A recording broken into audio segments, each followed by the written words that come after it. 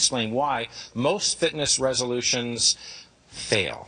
I think the biggest thing is that people set themselves up for failure.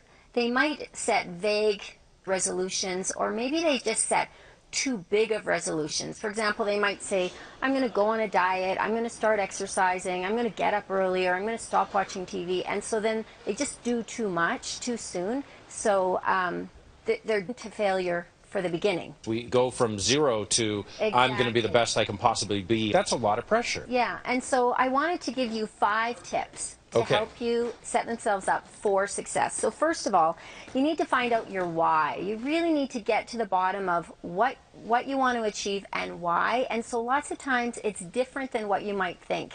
For example, you might not just want to lose weight. You might want your significant other to look at you again, or you might want to just be able to keep up with your kids or your grandkids. So getting to the bottom of your why is really important, because when the going gets tough, you can fall back on the bigger reason. Number 2 is just make it small. So for example, I have a superstar client who's lost 50 pounds this year, and she started off by just stopping sugar in her coffee.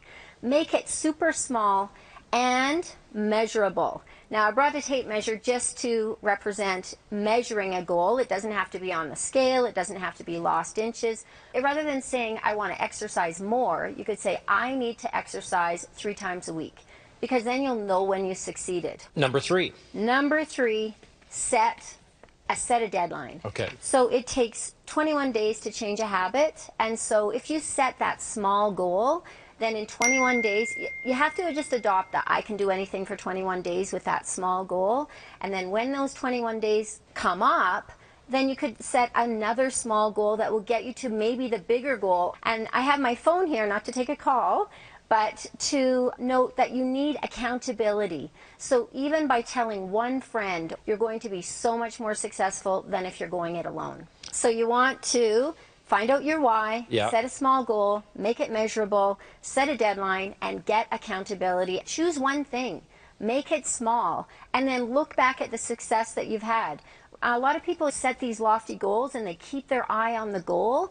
For example, if your goal is to lose 5 pounds, but you've only lost 4, you might think you failed, but really you've lost 4. Right. So look back at your success and measure that. Great reminders, great tips. Really appreciate your time. Thanks so much for coming in.